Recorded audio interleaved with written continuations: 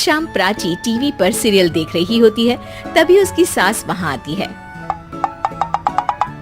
अरे सीरियल में तो ऐसे मग्न है जैसे आज रात का खाना पड़ोसी आकर बनाएंगे। मुझे पता ही नहीं था आपने अपने बेटे की शादी पड़ोस में भी की हुई है। हैं? मतलब? मतलब इस घर में सारा काम बहू ही करती है, आप तो सिर्फ खर्राटे मारती हैं। अच्छा जी, फिलहाल तो तुम आराम फरमा रही हो, चलो जाओ, ये मेरे टीवी देखने का समय है। आहा, इसीलिए मुझे भगाया जा रहा है। सॉरी, अब तो बिल्कुल नहीं जाऊंगी। प्राची की इस बात पर दोनों सास बहू के बीच टीवी रिमोट के पीछे बच्चों जैसे छीना झपटी शुरू हो जाती है, जिसके बीच श्लोक भी काम से घर वापस आ जाता है। हाँ, आज मेरी चूहे बिल्ली की जोड़ी किस बात पर झगड़ रही है? अरे तेरे बीवी मुझे टीवी ही नहीं देखने दे रही। अरे तुम्हारी मम्मी मुझे खाना बनाने के लिए फोर्स कर रही है। अरे वाह, ऐसे बेतुके रीजन पर तो बच्चे भी झगड़ा नहीं करते। अरे मुझे कुछ मत बोल, सब इसने ही शुरू किया है। हाँ हाँ, जैसे आप तो बहुत दूध की धूली है ना। अरे बस, दोनों चुप। प्राची जाओ, खाने की तैयारी करो। और माँ तुम छोड़ो, तुम्हें क्या बोलूं, शांति से अपना सीरियल देखो, मुझे दोबारा लड़ने की आवाज सुनाई नहीं देनी चाहिए। ऐसा बोलकर श्लोक वहां से चला जाता है, जिसके पीछे पीछे प्राची भी कुछ न कुछ बड़बड़ाते हुए रसोई में चली जाती है।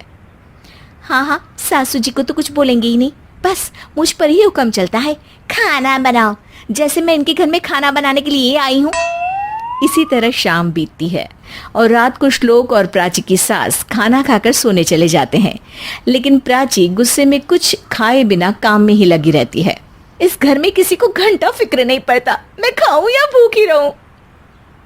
प्राची कुछ देर के लिए रसोई से बाहर जाती है और जैसे ही वापस आती है तो वहां दूध का भरा ग्लास देखकर हैरान रह जाती है। फिक्र पूरी है, बस दिखाना नहीं है।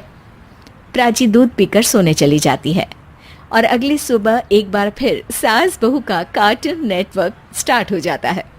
ये तुमने ही किया है। अरे अजीब जबरदस्ती है, मैं बोल रही हूँ मैंने कुछ नहीं किया। दोनों ने मिलकर पूरे घर को पागल खाना बनाया हुआ है। यहाँ कोई नॉर्मल इंसान तो रह ही नहीं सकता, इसीलिए अब पड़ोसी क्या रिश्तेदार भी घर आने से कतराते हैं। और सुन बेटे, तू भी चंगा, तेरी माँ भी चंगी, तेरी बीवी भी चंगी, रिश्तेदार। हाँ जी, आपको नहीं पता क्या, गंगाधर ही शक्तिमान है, रिश्तेदार ही। हाँ हाँ, बस समझ गया। कभी जानवरों जैसे लड़ेंगी तो कभी जुगलबंदी करेंगी। भाई मैं आप दोनों के बीच में नहीं फंसना चाहता। सास बहू की इस मनमौजी जोड़ी से परेशान होकर श्लोक अपना सिर खुजलाता वहां से चला जाता है। चलो अब मैं भी कीर्तन में जा रही हूँ। इस पर जैसे ही सास कमरे में अपना पर्स लेने जाती है तो वहां नाश्ते की प्लेट रखी देख मुस्कुराने लगती है और नाश्ता करके घर से बाहर निकलते हुए कुछ पैसे टेबल पर रख जाती है, जिसके कुछ देर बाद सिलेंडर वाला घर आता है। ओ मुरी मैया, मैं सिलेंडर के बारे में तो बिल्कुल भूल ही गई थी। घर खर्च के सारे पैसे भी मम्मी के पास है और श्लोक से बोला तो उल्टा 4 बात सुनाएंगे। प्राची ये सोच ही रही होती है कि अचानक उसका चेहरा चमक उठता है और वो घर में आकर इधर उधर देखने लगती है। तभी उसकी नजर टेबल पर रखे पैसों पर पड़ती है, जिन्हें वो सिलेंडर वाले को दे देती है। ये सब श्लोक देख लेता है। अच्छा बेटे, इतना बड़ा घोटाला, सबके सामने मैं तेरी दुश्मन और पीठ पीछे तेरी मेरी यारी। इस पर श्लोक एक प्लान बनाता है और शाम को सब एक साथ बैठे होने पर बोलने लगता है। माँ, तुम दोनों की बहुत लड़ाई होती है, इसलिए मैं सोच रहा हूँ कि प्राची को उसके घर छोड़ाऊं, इससे वो भी खुश रहेगी और तुम भी। अचानक श्लोक की ये बात सुनकर सास बहू शौक से उसकी तरफ देखती है। अरे ऐसे कैसे घर छोड़ाओगे, मुझे कहीं नहीं जाना। अरे तुमने बोला नहीं पर मैंने सुन लिया, तुम्हें मम्मी के साथ रहना अच्छा नहीं लगता, मुझे पता है। अरे वो अरे, जब बहू खुद कुछ काम बोले तो वो तुझे सुनता नहीं, और अब जो इसने बोला ही नहीं वो तू समझ गया। जब उसे नहीं जाना तो फिर जबरदस्ती क्यों कर रहा है? अच्छा, फिर आपको मौसी के घर छोड़ाता हूँ, बस अब आप दोनों एक घर में एक छत के नीचे नहीं रह सकती। मैं इस टॉम एंड जेरी की जोड़ी को और नहीं झेल सकता। है? ऐसे कैसे नहीं रह सकते?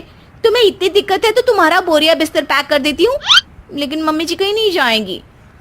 बिल्कुल यही सुनना था मुझे।